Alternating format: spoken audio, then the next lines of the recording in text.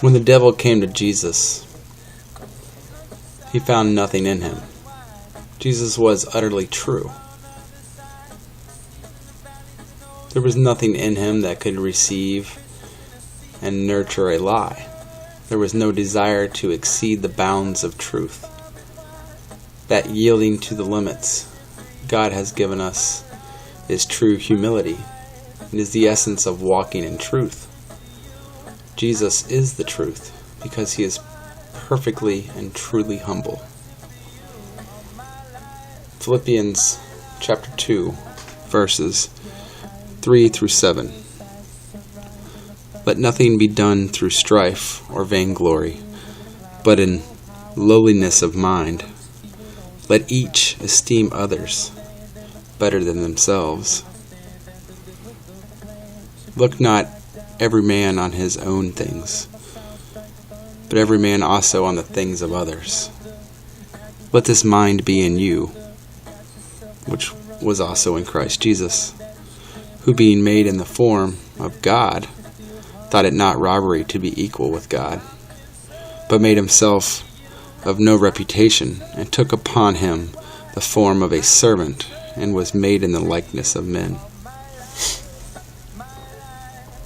These verses describe the mystery of the incarnation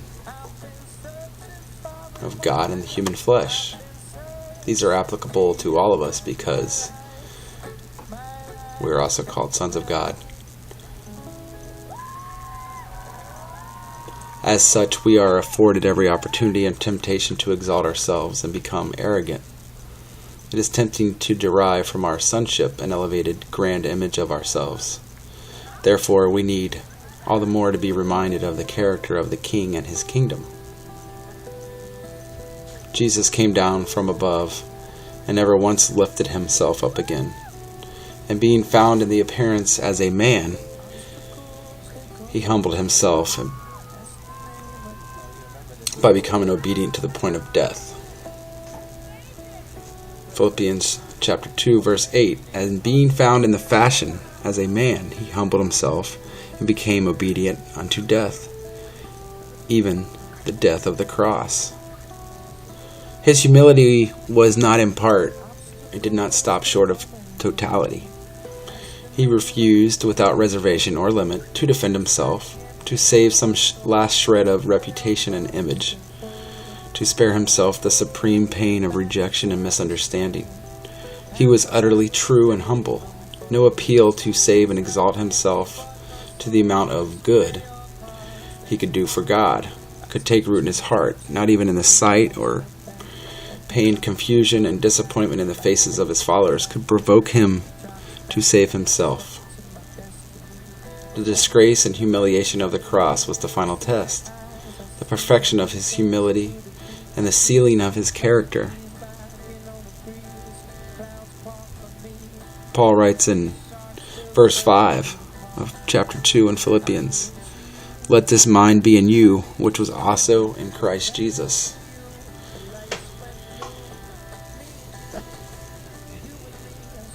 How are we, as well as the world, going to recognize a people who live in all the truth of the gospel?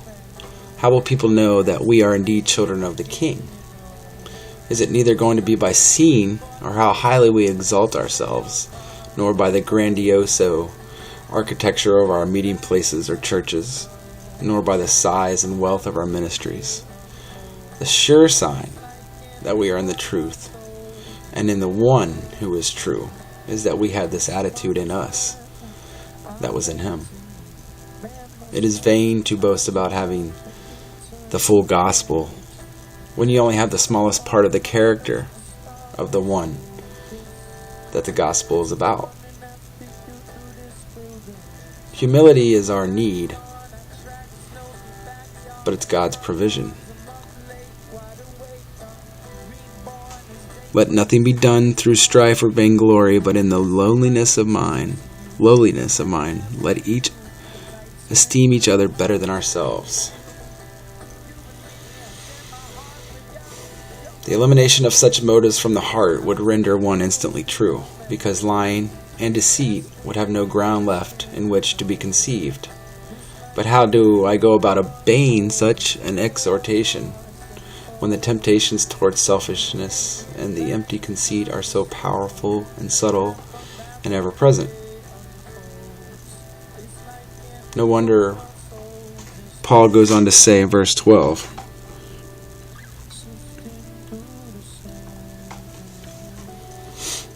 work out your own salvation with fear and trembling. The Amplified Bible says, work out, cultivate, carry out to the goal with full complete your own salvation with reverence and awe and trembling, self-distrust, that is, with serious caution, tenderness of conscience, watchfulness against temptation. The requirement to be true is itself overwhelming once it is fully grasped.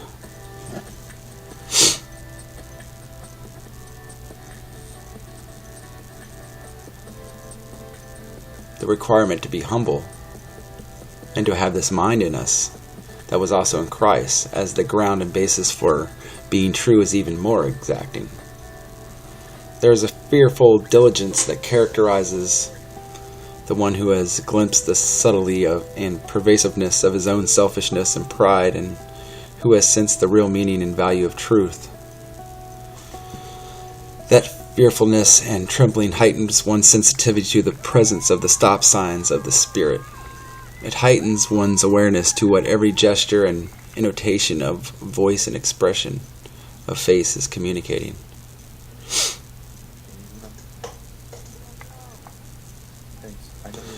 Work out your salvation with fear and trembling, for it is God who is at work in you, both to will and to work for his good pleasure. That's verse 12 and 13 in the New American Standard of Philippians.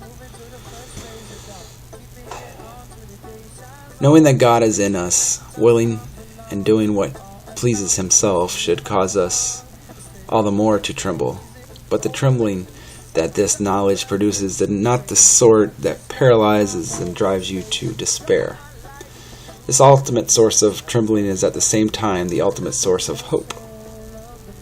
As the Spirit of truth is provided to fulfill the requirement to be true, so the Spirit of Christ, God, in us, is the provision to fulfill the requirement to be humble. God's provision is hidden to the man who still believes in his heart that he has no need of it.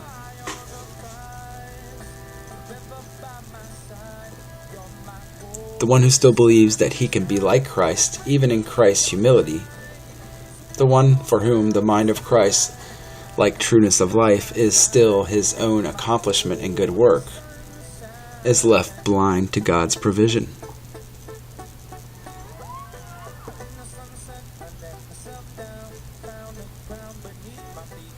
The belief that I can attain humility is the ultimate conceit.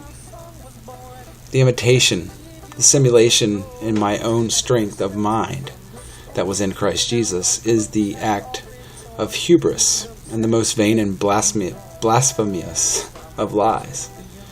It is an exaltation of self and a misconception of humility. It is the failure to see humility as a state of being in which only the Spirit of God can bring one. So who is sufficient? The provision of God is reserved for the man who cries out with Paul. Who is sufficient for these things? 2 Corinthians 16. The realization that it is God in us who is willing and doing while producing fear and trembling at the same time produces the ultimate humility that sets us free to become true. Truth is, we cannot do it ourselves. It takes God in us to make us like Jesus, to make us true. The final salvation from the tyranny of self comes with the revelation that we cannot make ourselves humble or true.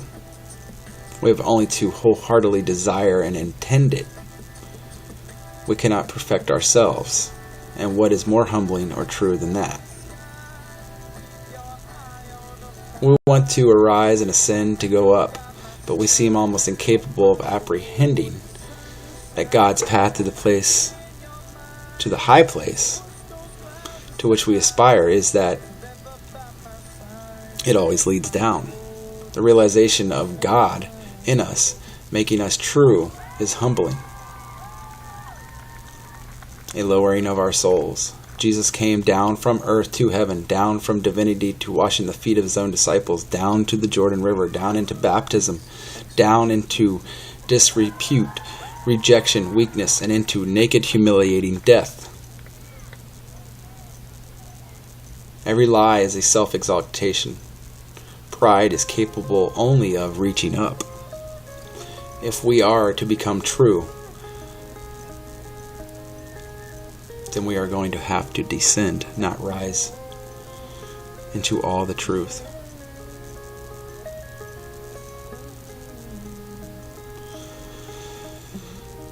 Ephesians 4:9-10. Now this expression, he ascended, what does it mean except that he had descended into the lower parts of the earth? He who descended is himself also he who ascended far above all the heavens, that he might fill all things. In the divine economy, that which goes up first must go down. Anyone who enters into truths of God any other way is a thief. You cannot climb over the wall. You cannot use intellect or emotion or spiritual experience to vault over it in order to obtain divine truth.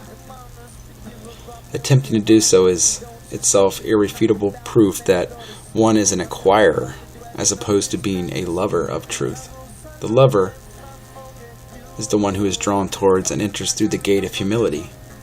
He is the one who hears his master's voice and follows him. The Spirit of Christ leads him into all truth along a path of ever-increasing humility. Within the bounds of truth, lawfully entered, there are sufficient insights and experiences to satisfy the keenest intellect and the most sensitive soul. They are rendered benign and pure only by humility. Having this mind in us, which was in him, is the beginning and the end to becoming true.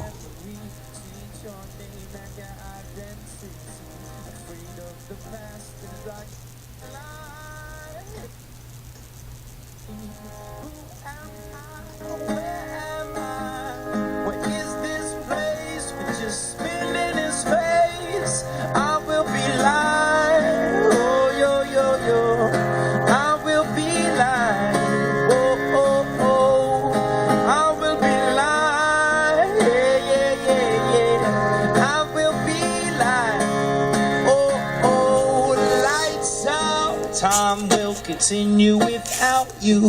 So in the end, it's not about you, but what did you do? Who do you love beside you? Not beside you. Many died in the name of vanity. Many die in their mind's eye for justice. We die for you, still do. So I say to you, this ain't nothing new. I will be like, oh, yo, yo, yo. I will be like, oh, oh. I will be like, hey. I will be like, oh, oh. One tiny moment in time for life to shine, to shine. The darkness, you've got one tiny moment in time for life to shine. Burn away the darkness, got one moment in time for life to shine, shine. Burn away the darkness, got one tiny moment in time, yeah.